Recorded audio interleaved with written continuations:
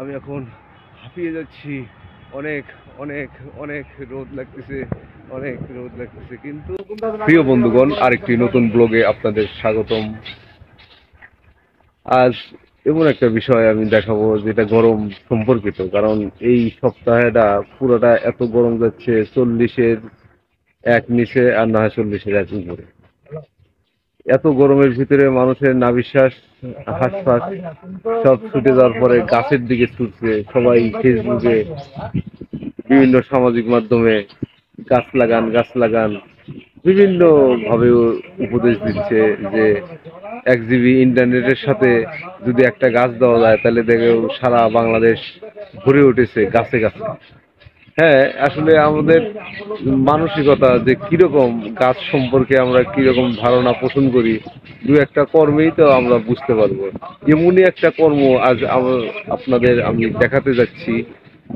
আমাদের কেরানীগঞ্জের জেলখানার সামনে একটা নতুন আড়ত, মানে পাইকারি বাজার হয়েছে। এই নতুন এই বাজারটিকে আপনারা দেখলে বুঝবেন যে আমাদের গাছ সম্পর্কে কত ভালোবাসা, কত শ্রদ্ধা, কত বিনয়। আমি এখন দুপুরবেলায় এমন পিচ ঢালা রাস্তায় এত গরমের ভিতরে হাঁটতেছি যে আসলে আমি বুঝাতে পারবো না যে কতটা গরম লাগতেছে। আমার অনেক অনেক গরম লাগতেছে, যেরকম সবারই লাগে ওরকম আমার লাগতেছে।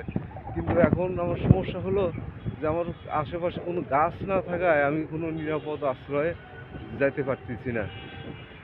এটা ওই কিছু দূর এগিয়ে গেলে তারপরে আমি একটা ছায়ার ব্যবস্থা পাবো, ছায়াতে দাঁড়ালে আমার অনেক ভালো লাগবে। কিন্তু আমি ওই যে সেই ডিসকভারি চ্যানেলের ওই বিখ্যাত সেই লোকটার মতো, নাম মনে নাই, ওনার মতো আমি বলতে চাচ্ছি আমি এখন হাঁপিয়ে যাচ্ছি। অনেক অনেক অনেক রোদ লাগতেছে, অনেক রোদ লাগতেছে। কিন্তু এই যে রোদ লাগতেছে এই বিষয়ে যে আমি বর্ষাকালে একটা গাছ লাগাবো, সেই সে মানসিকতা আমার নাই। আর আমার ওই ছোটোবেলায় যখন গাছ লাগিয়েছি তখন বড়রা আরও উৎসাহিত করার বদলে বাধা দিত। ও জায়গা নিয়ে সমস্যা, করে নিয়ে সমস্যা, এড়ে নিয়ে সমস্যা। এই তখন অনীহা যখন চলে এসেছিল তখন থেকে আর গাছ লাগাতে ইচ্ছে করে না।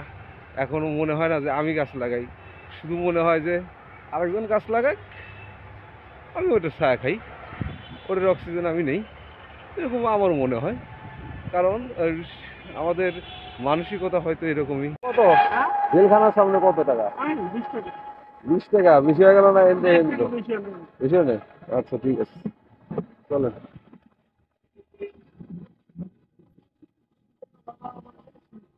আমি এখন ঢাকা বিশ্ব রোডের কতকগুলির দিকে, যে বিশ্বরোডটা একবারে মামায় গেছে ওই বিশ্বরোড ধরে যাচ্ছি, এগিয়ে যাচ্ছি। এই যে তার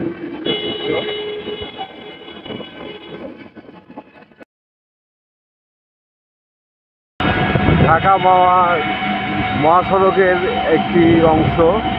এই প্রাকৃতিক সৌন্দর্য আপনাদের সাথে শেয়ার করার জন্য এই শর্ট করে নেওয়া। এটি হলো ঝিলমিলের শেষ অংশ। এই দিককার ঝিলমিলের অংশে প্রচণ্ড বনায়ন হয়েছে। আর এই বনায়নটা যদি ধরে রাখা যায় তাহলে হয়তো ইতিবাচক কিছু ভবিষ্যৎ প্রজন্মের জন্য আমরা রেখে যেতে পারবো বলে আশা করি। এই জায়গাটুকু ছোট হলেও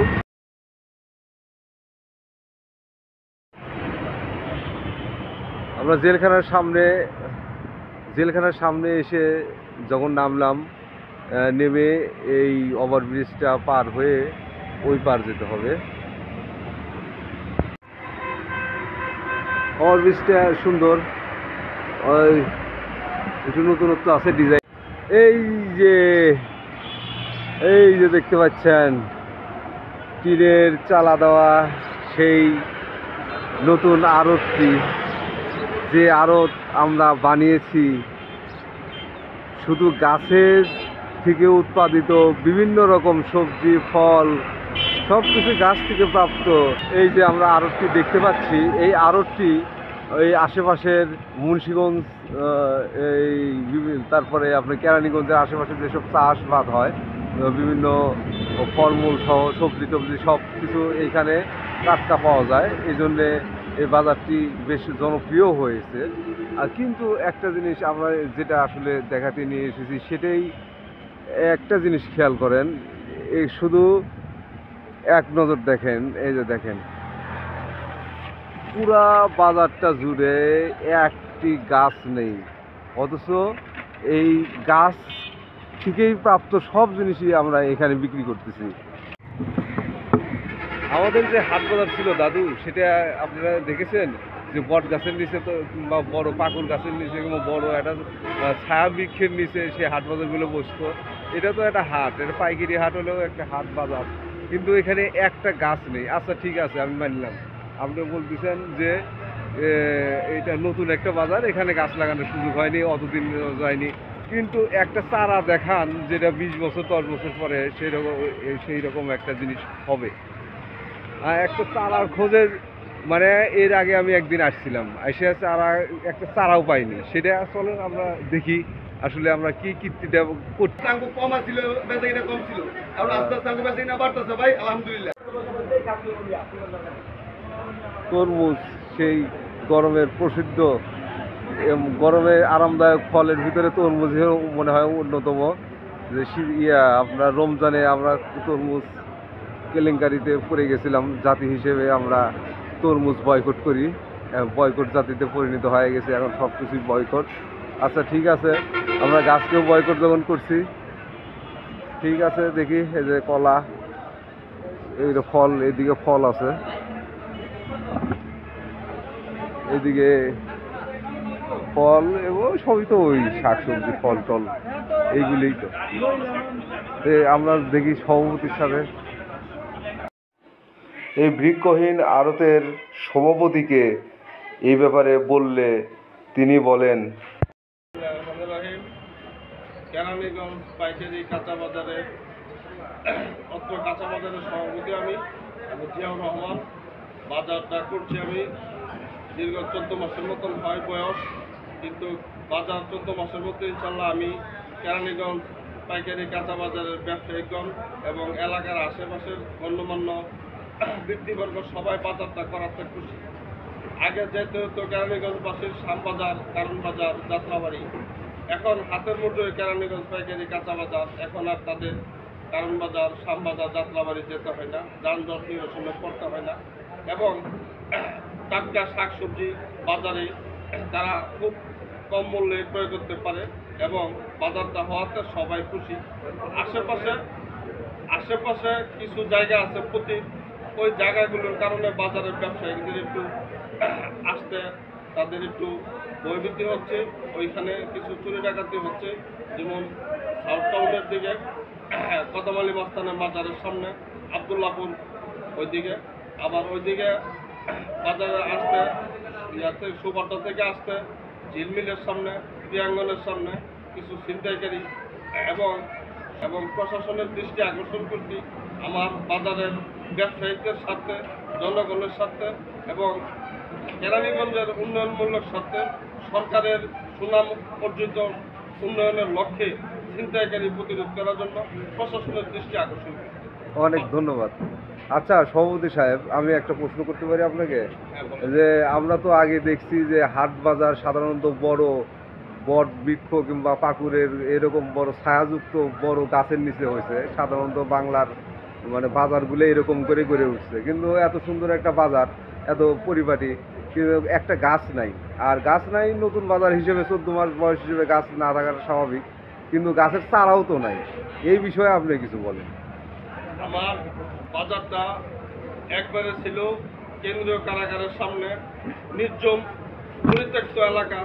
ওই এলাকাতে বালু টালু ফালায়া একটা পরিচিতি সৃষ্টি করছি, এবং আমি কিছু গাছ সামনে লাগাইছি। বাজারের মাঝখানে যদি গাছ লাগাই তাহলে গাড়ি ঘোড়া পার্কিংয়ের একটা বিরূপ প্রতিক্রিয়া সৃষ্টি হয়। এই কারণে আমি বাজারের মাঝখানে কোনো গাছ টাছ লাগাই নাই। পরিবেশ সুরক্ষার জন্য আমার বাজারের পিছনে এবং সাইডে আমি কিছু ডাব গাছ এবং কিছু গাছ রোপণ করছি, অতি তাড়াতাড়ি ইনশাল্লাহ আপনারা ওই গাছগুলো দেখতে পাবেন এবং ওই গাছের সুফলও পাবেন। কেরানীগঞ্জের ও কেরানীগঞ্জের আশেপাশে সর্বস্তরের জনগণকে আহ্বান জানাবো, আপনারা ঢাকা কেন্দ্রীয় কারাগারের অপোজিটে যে একটা নতুন আড়ত হয়েছে, এখানে আপনারা বাজার করতে আসেন, কেনাকাটা করতে আসেন, অবশ্যই ভালো সুযোগ সুবিধা পাবেন। আমি একজন আড়তদার, আমার ঘরের নাম ঢাকা বাণিজ্যালয়। আপনারা এখানে আসলে ফল, তরি তরকারি যত কিছু আছে, আলু, পেঁয়াজ, কাঁচামরিচ সব কিছুই পাবেন। হ্যাঁ, খুব সুলভ মূল্যে পাবেন। আপনারা সবাই এখানে আসবেন, তার জন্য আহ্বান জানাই। বছর টাকা পাতাম কিছু, সে টাকা আমাকে উদ্ধারকে দিয়েছে। তার কাছে সুবিচার সুকাঙ্ক্ষিত পাওয়া যাচ্ছে, অন্য অন্য আড়তে সেটা মিলছে না। আসলে ওই ভদ্রলোক বলতে চাচ্ছে যে সারা বাংলাদেশ থেকে এইখানে আসা অনেক সহজ এবং এইখানে ব্যবসায়িক বান্ধব আপনার পরিবেশ গড়ে উঠছে। আর যে প্রবলেমটার কথা বললো মানে সমস্যা, ওই সমস্যা হচ্ছে আপনার যাতায়াত সমস্যা। যাতায়াত সমস্যা ঠিক ঠিক থাকলে মোটামুটি এটা একটা খুব ভালো একটা সম্ভাবনাময় জায়গা হিসেবে মানে দেখা যাবে। আর এইটা ওই যে আপনার যেটা বললাম আমরা যে ডাকাতি ছিনতাই, আসলে এই এলাকায় দুর্গম কিছুটা আগেই এরকম ছিল, অন্য অন্য পারপাসে ছিল। সকাল খুব ভোরে কিংবা রাতে চলাফেরা করা যায় না। আর সেই হিসেবে যদিও অনেকখানি কমছে, তে আমি আশা করব যে সংশ্লিষ্ট আইন শৃঙ্খলা রক্ষাকারী বাহিনী আছে, ওনারা যদি আমার এই ব্লগ দেখে থাকেন তাহলে যে ধরনের পদক্ষেপ নেওয়া যায় নিলে এখানকার ব্যবসায়ী, সাধারণ জনগণ সবাই ভালো থাকবে। আর আমরা যে যে কথা এখানে যার জন্য এসেছিলাম, সেই বৃক্ষেরই সব কিছু, কিন্তু এখানে আমরা যা কিছু দেখতে পাচ্ছি সবই বৃক্ষের, কিন্তু সেই বৃক্ষ নাই। এই ব্যাপারটাকে নাড়া দিতে হবে, ঠিকভাবে নিয়ম করা হোক, আইন করা হোক, কোনো স্থাপনা, কোনো জায়গা, কোনো সংস্থা এটা নির্দিষ্ট পরিমাণে কিছু গাছ লাগাতেই হবে এবং তাদের ওই নকশার ভিতরে গাছ থাকবেই। যত্রতত্র মানে যা খুশি তাই ডিজাইন করে সে বানাবে, এটা হতে পারে না। মতো বিদায়। এরকম ভালো হয়।